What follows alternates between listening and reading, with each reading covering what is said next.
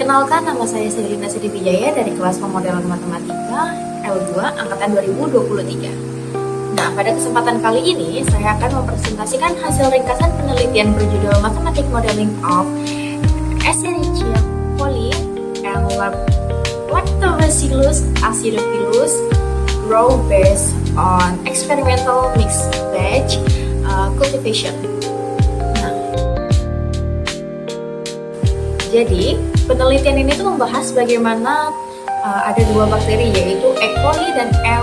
acidophilus tumbuh ketika berada dalam kultur campuran dan bagaimana model matematika digunakan untuk menggambarkan interaksi antara keduanya.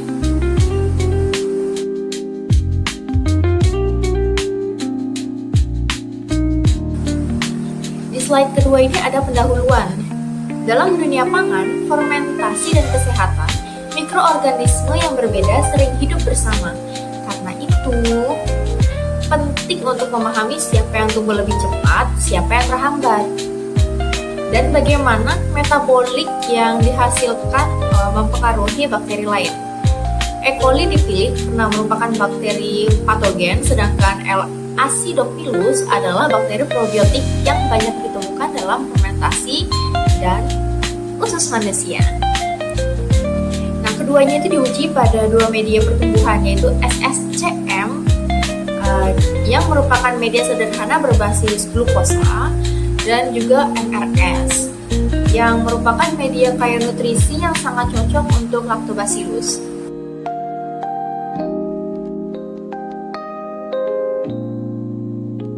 Oke, selanjutnya di slide ketiga, yaitu ada metode penelitian. Penelitian ini dilakukan dalam 3 tahap, banyak sekali. Yang pertama, kedua bakteri ditumbuhkan secara terpisah untuk melihat karakteristik pertumbuhannya masing-masing. Dan yang kedua, keduanya itu ditumbuhkan secara bersamaan dalam kultur campuran dengan 3 strategi, yaitu diinokulasi benar kan?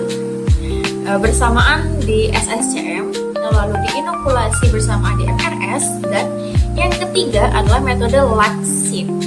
Apa sih? Yaitu L. acidophilus dimasukkan terlebih dahulu selama 20 jam, kemudian baru E. coli ditambahkan. Nah, yang ketiga yaitu data percobaan digunakan untuk membuat model matematika berbasis kinetic monod.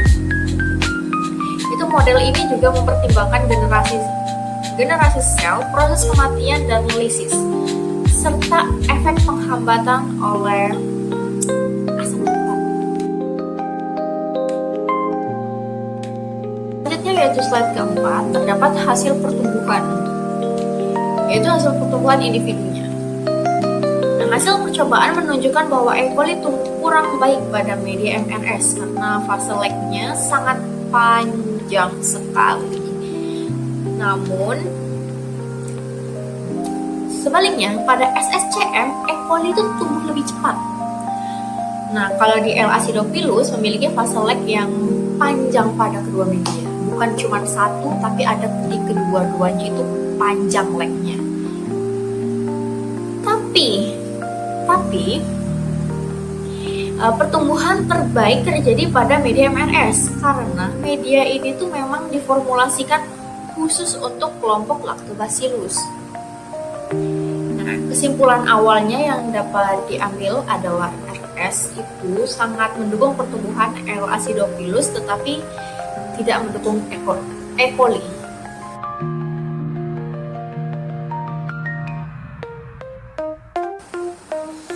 Nah, di slide kelima yaitu hasil kultur campuran.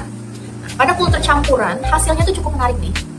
Pada MRS, ketika kedua bakteri diinokulasi bersama, L. acidophilus dengan cepat mendominasi dan populasi E. coli itu menurun drastis. Pada fase stasioner, E. coli menurun, populasi E. coli-nya yang menurun. Lalu, pada metode LACSID, yaitu ketika L. acidophilus diberi waktu 20 jam terlebih dahulu dan E. coli tidak mampu menyusul, L. acidophilus tetap menjadi populasi dominan sepanjang proses. Ini tuh menunjukkan bahwa probiotik memiliki keunggulan kompetitif yang kuat, terutama jika diberi waktu adaptasi awal. slide ke-6 yaitu model matematikanya. Model matematika yang digunakan dalam penelitian ini mengikuti kinetika monod, yaitu hubungan antara laju pertumbuhan dengan konsentrasi substrat. Nah, selain itu, model ini juga memasukkan konsep generasi sel, di mana tiap bakterinya yang membelah akan menghasilkan garis waktu baru, sehingga populasi menjadi tersegresi berdasarkan apa? Usia. Model ini juga mempertimbangkan kematian sel dan proses lisis, di mana sel mati berubah kembali menjadi substrat. Pada kultur campuran, model menambahkan efek penghambat dari asam laktat yang diproduksi oleh L. acidophilus, sehingga laju pertumbuhan E. coli menjadi lebih rendah. Nah, kita sudah sampai di slide terakhir, yaitu slide kesimpulan. Dari penelitian ini dapat disimpulkan bahwa L. acidophilus cenderung mendominasi dalam hampir semua kondisi kultur campuran. Metabolit yang dihasilkannya berperan penting dalam menekan pertumbuhan E. coli. Nah, model matematika yang dibuat mampu menggambarkan dinamika pertumbuhan, pembentukan generasi sel, dan interaksi antara keduanya dengan baik. Keduanya apa? Kedua bakteri, yaitu L. acidophilus dan E. coli tadi. Nah, hasil penelitian ini tuh bermanfaat untuk industri pangan, fermentasi, aplikasi probiotik, serta pemahaman dinamika mikroorganisme di lingkungan alam.